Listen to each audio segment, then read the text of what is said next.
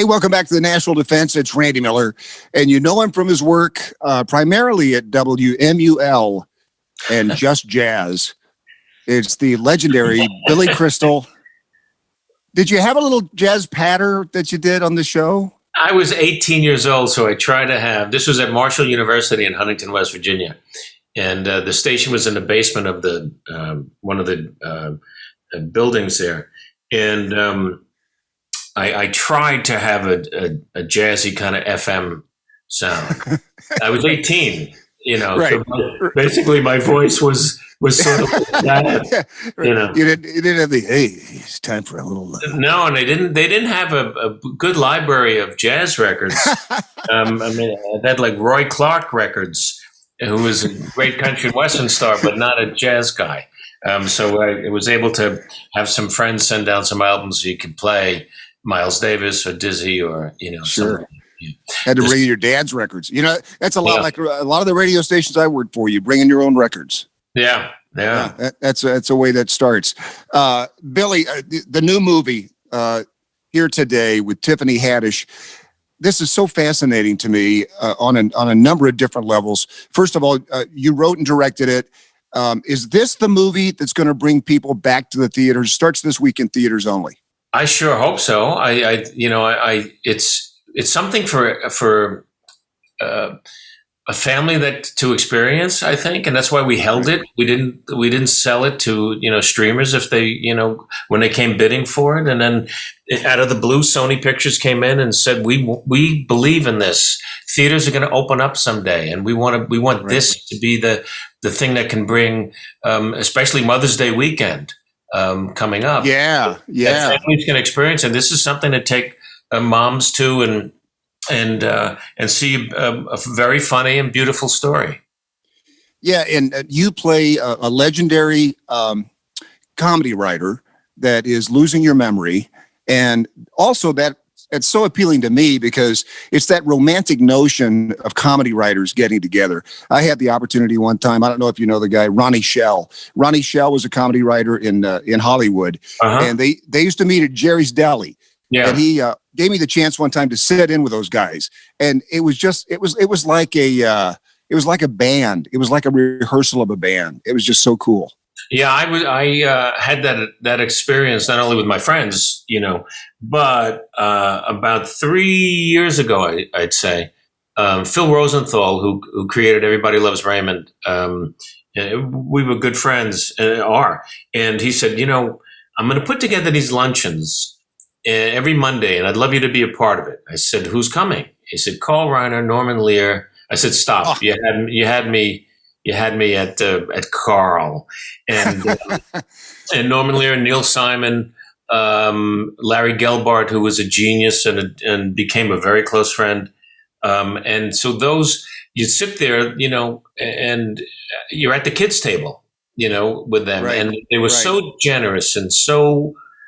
It was like sitting at the Mount Rushmore, of comedy and just, eating gassy food together. It was fantastic. Well, yeah, and Tiffany Haddish, what a brilliant stroke that was to have her involved in the movies. She plays a subway singer and gets together with you because she wins an auction that she bids on this auction and gets to have lunch with you. And I just wonder, once you got to know Tiffany and know her style and her way of speaking and everything else, did you have to change much of the dialogue to fit her? Yeah, well, that happens when you start rehearsing and you start, get comfortable with it. This is what I'd love you to say, but find your way into it. And, we'll meet somewhere in the middle. But the text is really good. And Alan Zweibel and I, who my co-author, really tailored it for her once she said yes.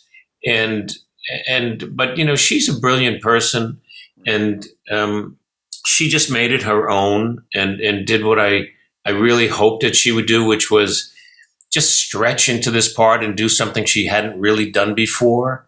And she's just luminescent in the movie, I think. Yeah, I mean, she just pops everywhere. Everything that she does, she just pops, and it's just a great combination. But between you guys. Let's talk about the movies for just a second. You had the lowest rated Oscars in 1,000 years, whatever, this past Oscars. You hosted the highest rated Oscars. And just to give people an idea, the lowest rated Oscars got 9 million. You hosted, and one of your performances got 58 million people. Do we ever get back to that? I don't think so. But just because of the nature of how we watch things now, right. You know, in the years that I did it 9 times. It was a lot of it was pre-social media, a lot of it was pre-cell phone, and it was different. People sat and watched together, you know, and we were on most of the time Monday nights, and one of the thrills of it once we started doing these elaborate openings was people would leave work early to come home to watch the show. That was always a great feeling for me. But I just think people, they'll watch clips on YouTube now. Everyone's attention span is so small. And during this incredibly difficult time, you know, you have to question whether they should have even had the show. Because people are still on food lines. People still aren't well. We're not through this thing yet. And so do people really want to see millionaires give each other gold statues? I don't know. So that, and if you're going to have this show, have much more entertainment than I think was in this year. They tried hard, but, that's as much as I think I want to say. Bring back Billy Crystal as host. Well, I'm not the only. It's also the movies this year were beautiful, but they were small scale movies, and all of them streamed. And so that's a limited sort of menu for people. Do I want to see this? Do I want to see that? And so as good as the movies were, and I think there were some really fine films. They weren't big audience pleasers, and that's why I'm thrilled that we're in a theater, because this is in a way a throwback to what movies can be. Is there any line in the movie where you say, "I like eggs"? No, I really like eggs. No. What a great character that was. Well, we had a lot of fun with in different times. My career, I rubbed shoulders with some unusually amazing people, and sometimes I just sit there and go, "Wow, that was something," you know. Hey, you played for the Yankees. Yes, I did. Yeah. Yes, you did. That was still talking about the Oscars. That was thrilling for me every year. Oh. But being the DH, the designated Hebrew for the New York Yankees in 2008. I'm a great trivia question. Who's the oldest Yankee to ever have an at bat? It would be me at 59 years old. And you made contact. I did. I fouled the ball down the right field line. Off the Pittsburgh Pirates, Paul Maholm, and I was really scared, Randy, because someone yelled "double" when I hit it, and I said, "Oh no! If I get the second, I'd have to stop twice to pee." So that was the thrill of my life, was being a New York Yankee. Something I always wanted to do, and George Steinbrenner and Bud Selig made it happen. Let's talk about baseball for a second. You noticed my Kansas City Royals. I saw. Is there an autograph on top of that? Is there an autograph? So who is it? Legendary George Brett. The greatest. Yeah. And so what do you think now about the Houston Astros? Come on now. Sorry. Well, I feel okay because the Yankees just beat them twice, and I think they're winning again. Yeah. And the Yankee, the great thing about the Yankee fans, they always are very reserved. Yeah. I mean, they just hold back. Hey, the Astros, did a bad thing, and it'll forever be a stain on baseball and on them. It was a terrible thing, but you got to move on. But Yankee fans are great fans, right? And hey, it happens here in LA when Houston played the Dodgers too. Right. So it was bad for all of baseball. It was, and you talk about in your book, Billy, the difference between 60 and 65 is huge. The difference between 30 and 40 is huge. I went to Royals Dream Week when I was 30. I thought I could start to the Royals. I went when I was 40, I spent so much time in the trainer's room. They we're turning out the lights. You got to go. Right. I mean, man, what a huge, and what a great book. Oh, thank you. It's called Still Fooling Them. Yeah. And you know what? For servicemen around the world, you can get it, the audio book. Actually, that year won the audio book of the year. And it's the only time I'll ever beat Meryl Streep in something. We were nominated against each other, and Bryan Cranston. And so I did it with a lot of it with a live audience. So it felt like the comedy albums that I grew up listening to when I was a kid. So that was cool. Yeah. Thanks. That was cool. Yeah. And you're right. I mean, we used to gather at people's houses and you'd get your George Carlin albums, you get your, and everybody would listen at the same time. And that's what that book felt like to me. So that was a cool idea. Has anybody else done that? I don't know. There have been live books of concert performances that I think they turned into them, but this was I think the first time that had been done. What's some great movies? City Slickers, The Princess Bride, Analyze This, of course. And When Harry Met Sally, in particular, for me, because I used to do just a regular daily morning show on the radio. And so when I was doing one in Kansas City, we took the fake orgasm scene and took it out to a diner, a crowded diner for breakfast, and had our news person named Kimberly Ray act it out. And she was fantastic. And so, I mean, just that scene alone, and I talked to Rob Reiner about that when he was on the show. What a fantastic situation that was, huh? Oh, yeah. I mean, the whole situation was great. It was came at the perfect time in my career.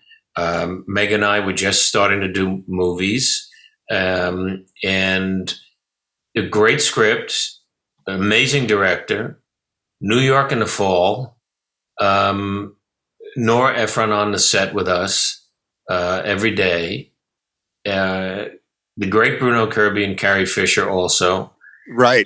And incredibly, just perceptive script. And you never know when you're making something what's good. You just don't know. And no one starts out to make a bad movie, so we just didn't know. It was basically the two of us talking and going through real experiences that now 33 years later, 32 years later, it still feels fresh to people. Yeah. And it still works and it's still provocative. I would say that all of your films City Slickers. Yeah. Unbelievable. I'll tell you, Randy, this is a crazy year for me. It's we just had the 20th anniversary of 61, a movie I directed about Roger Maris and Mickey Mantle on HBO. So they ran it the other day, April 28th, which was our 20th anniversary. It's the 30th anniversary of City Slickers in June. Wow. And in the fall, it's the 20th anniversary of Monsters, Inc., which is crazy to me. And then someone pointed out yesterday to me, it's the 35th anniversary of a movie I really love called Running Scared, which I did with Gregory Hines. And that was sort of like my first real entree into the movie world. You get a lot of cakes this week. Crazy. Crazy. And that was Running Scared. That was Rob Reiner too, right? No, that was the director. Is a great friend named Peter Hyams. Oh, okay. No, Rob is Spinal Tap, Princess Bride, and When Harry Met Sally. So one line is Spinal Tap, 20 lines in uncredited, Bride. right? Yeah, 20 lines in Princess Bride, and then Harry and Sally. Well, I can't wait for Here Today. I mean, it's a perfect. I love the title too because it says so much. I think, when you talk about, especially, and I think we've all had people in our lives where dementia is setting in or has set in, and that title to me, Here Today, says more about celebrate now. Absolutely. Right. Absolutely. And for Charlie, the character, he's functioning. He's functioning as best he can. He still works. He's still involved with this Saturday Night Live kind of show. He's still sharp. It's getting, more intrusive in his memory and his mind, but he fights through it, and it's because of the love of a new friend who Tiffany plays, that he's able to complete his life's journey and finish his book that he's been trying to do. So it's a really, I think, it's a beautiful story. It's emotional. It's not sad, and I think there's a difference in Right. that.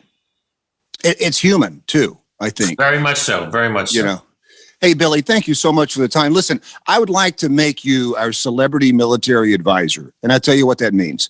Just tell all of your famous buddies to call into the show. That's all you got to do. It's done. All right. That's all you got to do. The USO or the radio right here. Okay. It was a lot of fun.